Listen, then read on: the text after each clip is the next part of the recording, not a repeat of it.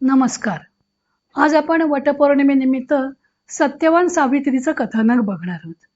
सत्यवान सावित्रीचं कथानक महाभारतात, स्कंदपुराणात आणि भविष्य पुराणात अशा तिन्ही ठिकाणी आलेले. महाभारतात ही कथा वनपर्वामध्ये 293 ते 299 या 7 अध्यायांमध्ये आलेली आहे. 12 वर्षांचा वनवासाचा काळ पांडव वनामध्ये व्यतीत करत होते. या 12 वर्षाच्या काळात पांडव हिमालयापासून विविध वनात फिरले. मधून मधून युधिष्ठिराचा शोक उफाळून येत असे. तेव्हा मार्कंडेय ऋषी त्याला विविध कथा सांगून त्याचा शोक हलका करत असत. असेच एकदा वनवासात असताना त्याला द्रौपदीवर कोसळलेल्या संकटामुळे दुःख अनावर झालं. कौरवांनी द्यूताच्या पटावर द्रौपदीला पणाला लावण्यासाठी भरीस घातलं. त्यामुळे तिच्यावर दुर्धर प्रसंग ओढवला. पुढे वनवासात असताना सुद्धा जयद्रथाने तिचे बलपूर्वक हरण केलं. अशा सौभाग्यशाली पतिव्रतेवर अशी संकटांची मालिका काय यावी असे त्याने विचारताच मार्कंडेय ऋषींनी त्याला सावित्रीचं उपाख्यान ऐकवलं. मद्र देशात अश्वपती नावाचा एक परमधर्मात्मा राजा राज्य करत होता. तो ब्राह्मण भक्त, सत्यप्रतिज्ञ, जितेंद्रिय व मोठ्या मनाचा होता. सर्व गुणांनी युक्त असून सुद्धा त्याला संतान नव्हतं. त्यामुळे तो दुःखी होता. दिवस उलटू लागले तसा तो संतानहीनतेच्या दुःखाने अधिकाधिक शोकमग्न होऊ लागला. त्यासाठी त्यानं कठोर व्रताचरण सुद्धा आरंभले. निश्चित समय थोडेसे भोजन, प्रतिदिन तो सावित्रीने म्हणजे गायत्री मंत्राने यज्ञामध्ये 1,00,000 आहुती देत असे व संध्याकाळी थोडे भोजन करत असे. अशी 18 वर्ष लोटल्यानंतर सावित्री देवी प्रसन्न झाली. तिने त्याला दर्शन दिलं व इच्छित वर मागण्यास सांगितलं. त्याप्रमाणे राजाने पुत्र प्राप्त व्हावा अशी इच्छा व्यक्त केली.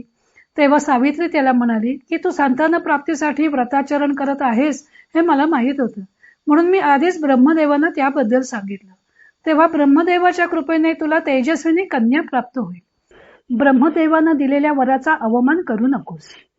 पुत्र न होता कन्या होणार म्हणून राजानं नाराज होऊ नये असे सावित्रीनं त्याला आधीच बजावलं. वराप्रमाणे अश्वपतीच्या पत्नीने थोड्याच दिवसात एका कन्या रत्नाला जन्म दिला. सावित्रीच्या प्रसादाने कन्या झाली म्हणून तिचे नाव राजानं सावित्री ठेवले. ही तेजस्विनी दिन प्रतिदिन मोठी होऊ लागली. तसे तिचे तेज वाढतच होतं. त्यामुळे तिचे वरण करण्यास कोणीही राजा धजावत नव्हता. आपली कन्या वयात आलेली पाहून व तिच्या अत्यंतिक तेजाने कोणीही वर तिला वरण्यास पुढे येत नसल्याचे पाहून राजा आपल्या मुलीच्या लग्नाच्या चिंतेने व्याकुळ झाला. शेवटी राजाने सावित्रीला सांगितलं की तुझ्या अत्यंतिक तेजामुळं कोणी तुझं वरण करत नाही. तेव्हा आता तूच स्वतःला अनुरूप असा पती शोध. ज्याला तू पतिरूपात प्राप्त करू इच्छिशील त्याचा मला परिचय करून दे. मी विचार करून तुझा विवाह करून दे. तसंच त्यानं धर्मशास्त्र काय सांगते तेही सांगितलं. अप्रदाता पिता वाच्यो वाच्यश्चानुपयन पतीही मृते भर्तरी पुत्रश्च वाच्यो मातुर रक्षिता. राजा म्हणतो, कन्या विवाह योग्य झाल्यावर तिचे कन्यादान न करणारा पिता, ऋतुकाली पत्नीशी समागम न करणारा पती आणि पतीच्या मृत्यूनंतर विधवा मातेचे रक्षण न करणारा पुत्र धिक्कार करण्यास योग्य आहेत. यावरून सतीची चाल त्या काळी अनिवार्य होती असं दिसून येत नाही. असं मुलीला सांगून त्याने तिच्या प्रवासाची आवश्यक तयारी व तिच्याबरोबर जाण्यास मंत्रीगणांची योजना केली. पित्याच्या आज्ञेनुसार सावित्री सोन्याच्या रथात बसून तीर्थयात्रा करू लागली. बरोबर वृद्ध मंत्रीगण होता. सर्व तीर्थस्थानी, वनात आणि आश्रमामध्ये फिरून सावित्री घरी परत आली. तेव्हा तिनं पाहिलं की आपला पिता नारदांच्या समवेत बसलेला आहे. तेव्हा तिनं नारदांना नमस्कार केला. नारदांनी राजाला आपल्या कन्येचा विवाह करून देण्याचा सल्ला दिला. तेव्हा राजानं सर्व हकीकत सांगितली आणि सावित्रीला आपल्या यात्रेचा वृत्तांत कथन करण्यास सांगितलं. तेव्हा सावित्रीने त्याला द्युमत्सेनाचे कथानक सांगितले. शाल्व देशात द्युमत्सेन नावाचा एक धर्मात्मा राजा राज्य करत होता. नंतर तो आंधळा झाला होता. त्याला आलेले आंधळेपण पाहून त्याच्या शेजारील राजाने त्याच्या राज्यावर हल्ला केला आणि त्याचं राज्य जिंकून घेतलं. त्याचा मुलगा लहान होता. आपले राज्य शत्रूने हस्तगत केल्यावर द्युमत्सेन आपली पत्नी व पुत्र यांच्यासह एका विशाल वनात राहू लागला. त्याच्या पुत्राचं नाव होतं सत्यवान. सत्यवानाचं पालन पोषण संवर्धन सगळं वनातच झालं होतं. त्या सत्यवानालाच आपण पती म्हणून निवडले असल्याचे सावित्रीने पितेला नारदांच्या देखत सांगितलं. तेव्हा नारद म्हणाले की सावित्रीने मोठी अनुचित गोष्ट केली. सत्यवानाचे माता पिता सत्यवचनी होते, म्हणून त्यांनी आपल्या मुलाचे नाव सत्यवान असं ठेवलं. तसेच सत्यवानाला घोडे अतिशय प्रिय होते. तो लहानपणी मातीचे घोडे बनवत असे, तसेच घोड्यांचे चित्र काढत असे, म्हणून त्याला चित्राश्व असंही नाव पडलं. सत्यवान सूर्याप्रमाणे तेजस्वी, बृहस्पतीप्रमाणे बुद्धिमान, इंद्राप्रमाणे पराक्रमी व पृथ्वीसारखा क्षमाशील होता. तसेच तो रंतीदेवाप्रमाणे दानी, उशिनरपुत्रा शिबी याच्याप्रमाणे ब्राह्मण भक्त आणि सत्यवादी होता. ययातीप्रमाणे उदार, चंद्राप्रमाणे प्रियदर्शनीही होता. इतक्या सर्व गुणांनी युक्त असूनही राजाला कळेना की नारद असा वर सावित्रीने वरला असता मोठी अनिष्ट गोष्ट केली असं का म्हणत आहेत. तेव्हा नारदांनी सांगितलं की सर्व गुणांनी युक्त असूनही सत्यवान अल्पायुषी आहे. आजपासून बरोबर 1 वर्षानं त्याचा मृत्यू होईल. तेव्हा राजाने सावित्रीला दुसरा वर शोधण्यास सांगितलं. तेव्हा सावित्रीनं सांगितलं की एकदा एकाला पती म्हणून वरल्यानंतर आता दुसऱ्या पुरुषाचं वरण आपण करू शकणार नाही. जेव्हा मनुष्याच्या मुखातून एखादी गोष्ट बाहेर पडते तेव्हा त्या गोष्टीचा निश्चय मनात आधीच झालेला असतो आणि नंतर ती गोष्ट कृतीत येते. सावित्रीचा दृढ निश्चय पाहून नारदांनी अश्वपती राजाला सांगितलं की तुझ्या कन्येची बुद्धी स्थिर आहे, धर्म मार्गावरून तिला दूर हटवता येणार नाही. तेव्हा तिच्या म्हणण्यानुसार सत्यवानाशी तिचा विवाह करून देणेच उचित होईल. नारदांच्या वचनानुसार राजा आपल्या मुलीचा विवाह सत्यवानाबरोबर करून देण्यास तयार झाला. त्याप्रमाणे त्याने वनात जाऊन द्युमत्सेनाची भेट घेतली व सर्व वृत्तांत कथन केला. द्युमत्सेनानेही आपल्यावर ओढवलेला दुर्धर प्रसंग सांगून राजाला सचेत केलं, पण राजाचा दृढ निश्चय पाहून त्याने सत्यवान सावित्रीच्या विवाहास अनुमती दिली. त्याच्याही मनात प्रथमपासून सावित्रीला आपली पुत्रवधू करून घ्यावी असं येत होतं, पण राजा गेल्यामुळं तो या गोष्टीचा विचार करू शकत नव्हता. पण देवानं जणू त्याची इच्छा पूर्ण केली. विवाहानंतर सावित्री आपला पती व सासू सासरे यांच्या सोबत राहू लागली. सेवा, संयम आणि सर्वांच्या मनानुसार कार्य करून तिने सगळ्यांना प्रसन्न करून घेतलं. सगळ्यांची सेवा करण्यात तिचा काळ व्यतीत होत होता व एका बाजूला पतीच्या मरणाची चिंता सुद्धा तिला भेडसावत होती. नारदांचं वचन तिच्या मनामध्ये दृढ होतं. ती दिवस मोजित होती. जेव्हा तिच्या लक्षात आलं की नारद वचनानुसार आजपासून 4थ्या दिवशी आपल्या पतीचा मृत्यू होणार आहे, तेव्हा तिनं 3 दिवस रात्रंदिवस उभे राहण्याचे व्रत आचरण केलं. 4थ्या दिवशी सूर्योदयापूर्वी उठून पूर्वान्न कालाची सर्व कृत्ये करून अग्नीला आहुती दिली. नंतर सत्यवान जेव्हा खांद्यावर कुऱ्हाड घेऊन समिधा आणण्यासाठी वनात जाण्यास निघाला, तेव्हा तिने आपली पतीबरोबर जाण्याची इच्छा बोलून दाखवली. सासू सासऱ्याने विचारून ती पतीबरोबर जाण्यास सिद्ध झाली. सावित्री एका बाजूला पतीशी गप्पा मारत होती व दुसरीकडे तिचे मन भयभीत झाले होते. थोडा काळ निघून गेला. सत्यवानानं थोड्या समिधा गोळा केल्या व त्याला एकाएकी अशक्तपणा जाणवू लागलं. आपल्या मस्तकाचे कोणी शोलाने तुकडे करत आहे असं त्याला वाटू लागलं, म्हणून तो तिथे झाडाखाली आडवा झाला. सावित्री त्याचं मस्तक आपल्या मांडीवर घेऊन झाडाखाली बसली होती. थोड्याच वेळात तिला एक दिव्य पुरुष प्रकट झालेला दिसला. त्याच्या शरीरावर लाल रंगाचं वस्त्र होतं. त्याला पाहून सावित्रीनं पतीचं मस्तक भूमीवर ठेवलं व त्याच्याशी आर्त वाणीने बोलू लागली. तिने त्याला आपण कोण आणि कशासाठी आला आहात असं विचारलं. तेव्हा यमराज म्हणाले की तू पतिव्रता व तपस्विनी असल्यामुळं मी तुझ्याशी वार्तालाप करू शकतो. हा सत्यवान, धर्मात्मा व गुणांचा समुद्र असल्यामुळं याला न्यायला मी दूतांना न पाठवता स्वतः आलो आहे. असं म्हणून यमराजाने सत्यवानाच्या शरीरातील अंगुष्ठपूर्ण जीवाला बलपूर्वक बाहेर काढलं व तो दक्षिण दिशेला जाऊ लागला. सावित्री दुःखाने व्याकुळ होऊन त्याच्या मागोमाग जाऊ लागली. काही अंतर गेल्यावर यमराजाने सावित्रीला परत फिरण्याचा आदेश दिला, पण सावित्रीने उत्तर दिलं, यत्र मे नियते भरता स्वयं वा यत्र गच्छति मयाच तत्र गंतव्यम एषः धर्म सनातनः. सावित्री सांगते की पती स्वतः जेथे घेऊन जात असतील वा ते स्वतः जिथं जात असतील तिथं पत्नीनं पण गेलं पाहिजे. हा सनातन धर्म आहे. तपस्या, गुरुभक्ती, पतिप्रेम व व्रतपालन व आपल्या कृपेमुळे माझी गती थांबणार नाही. जाणकार सांगतात की 7 पावलं एकत्र चालण्यामुळं मैत्रीचे संबंध प्रस्थापित होतो. तुमच्याबरोबर मी काही पावलं टाकली आहेत, तेव्हा मित्रत्वाच्या नात्यानं मी आपणास काही सांगू इच्छिते. ज्यांनी आपले मन वा इंद्रिये वश केलेली नाहीत ते वनात राहून धर्मपालन, गुरुगृही वास तसेच कष्ट सहन करून तपस्या करू शकत नाहीत. जितेंद्रिय पुरुषच या गोष्टी करू शकतात. त्यांनी विवेक करूनच धर्मप्राप्ती कशी होईल ते सांगितलेलं असतं आणि त्यांनी सांगितलेल्या मार्गाने जाणारा सुद्धा विज्ञान मार्गावर जाऊन पोहोचतो. सत्पुरुषांनी तर वर्णधर्माला प्राधान्य दिलेलं आहे. सावित्रीला सांगायचंय की मी सुद्धा सत्पुरुषांनी सांगितलेल्या वर्णधर्माचं आचरण करत आहे, मग असं विघ्न का प्राप्त व्हावं. यम तिच्या बोलण्याने संतुष्ट झाला व त्याने तिला सत्यवानाचे प्राण सोडून कोणताही वर मागण्यास सांगितलं.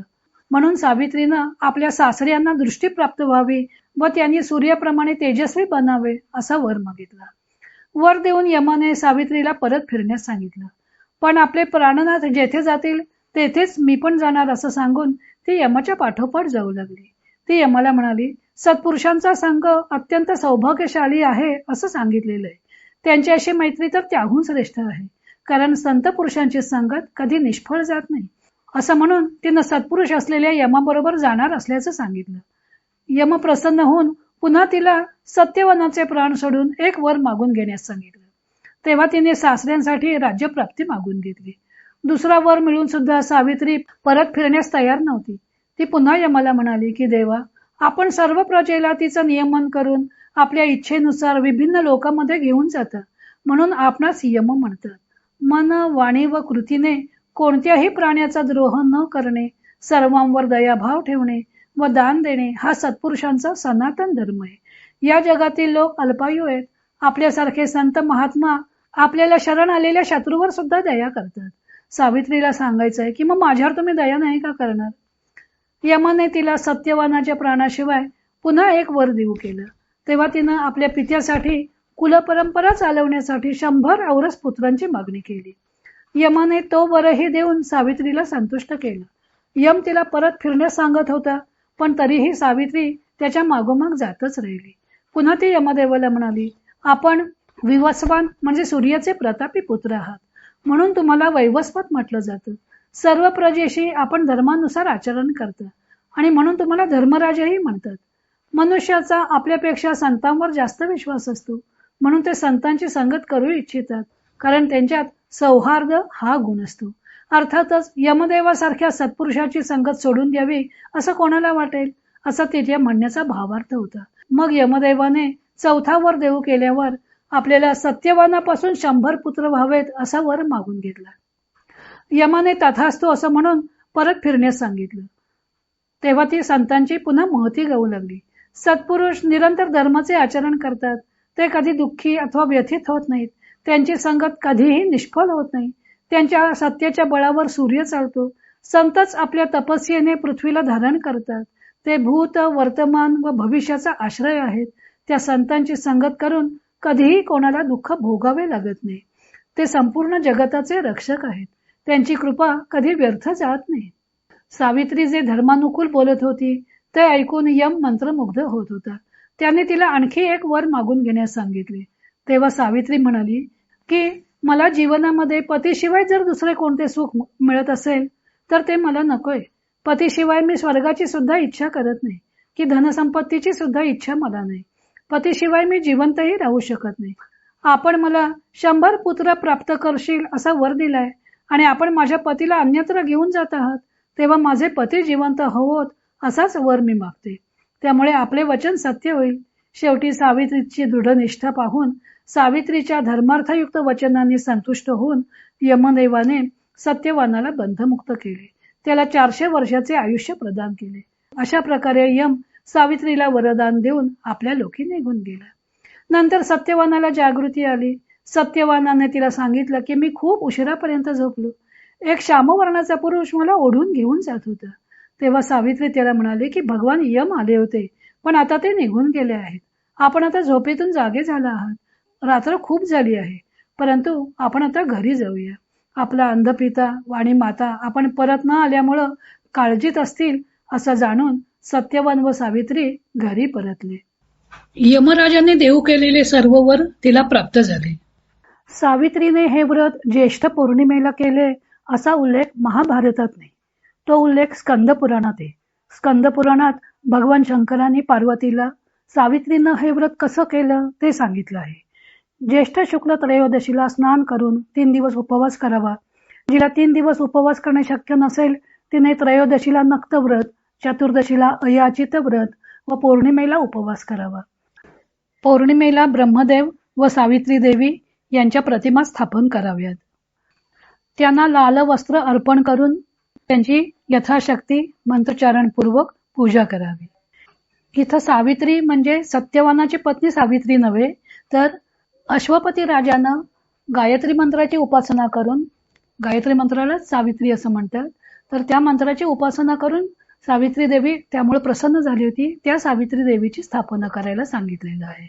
सावित्री देवीनं त्याला कन्यारत्न होईल असा वर दिला होता. त्या सावित्री देवीच्या नावावरून त्यानं आपल्या मुलीचं नाव सावित्री असं ठेवलं होतं. गायत्रीलाच सावित्री असं म्हणतात. आणि त्या सावित्रीची ब्रह्माजी सहित स्थापना करून त्यांचं मंत्रोच्चारणपूर्वक पूजन करावं. पूजन करताना म्हणायचा मंत्र पण दिलेला आहे तिथं. ओंकार पूर्विके देवी वीणा पुस्तक धारिणी देव्यंबिके नमस्तुभ्यम अवैधव्यम प्रयच्छ मे. अर्थ असा आहे की वीणा व पुस्तक धारण करणाऱ्या हे सच्चिदानंदमयी माते सावित्री देवी, तुला नमस्कार असो, तू मला सौभाग्य दे. अशा प्रकारे मंत्र म्हणून पूजा करावी. रात्री जागरण करावं आणि दुसऱ्या दिवशी ब्राह्मण दंपतीला घरी किंवा घरी गोडधोडाचे भोजन द्यावे. भविष्य पुराणात हे व्रत ज्येष्ठ अमावास्येला करण्यास सांगितलं आहे. वटवृक्षाखाली सत्यवान सावित्रीची प्रतिमा स्थापन करून त्या प्रतिमांचे विधिवत पूजन करावे. महाराष्ट्रात मात्र हे व्रत प्रामुख्यानं ज्येष्ठ पौर्णिमेला वटवृक्षाची पूजा करून केली जाते. स्कंद पुराणात पुढील एक श्लोक आहे. सावित्रीं पूजयेद्यस्तु पौर्णिमायां विशेषतः वटमूले महाभागे सर्व कार्यार्थ सिद्धये. अर्थ असा आहे, हे सौभाग्यवती स्त्रियांनो, सर्व मनोकामना पूर्ण होण्यासाठी पौर्णिमेच्या दिवशी वटवृक्षाच्या झाडापाशी जाऊन देवी सावित्रीची पूजा करावी. आणि एक श्लोक आहे. वटवृक्षस्य मूले तु सत्यवंतं तथा सतीं पूजयेत प्रयता भूत्वा सावित्रीं वल्लभां तदा. पतिव्रता सावित्री व सत्यवान आणि वटवृक्षाची पूजा वटवृक्षाजवळ जाऊन अत्यंत निष्ठेने करावी.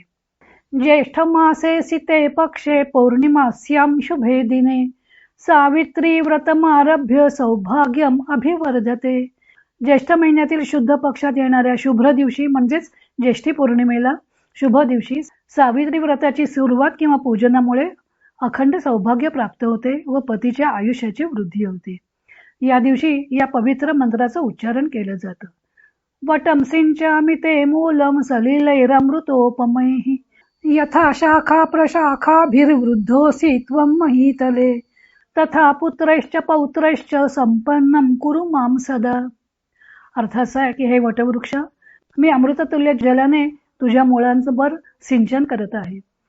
ज्या प्रकारे पृथ्वीवर तू आपल्या शाखाने आणि प्रशाखाने वाढत असतोस, तसाच माझाही वंश पुत्र पौत्र यांनी वाढो.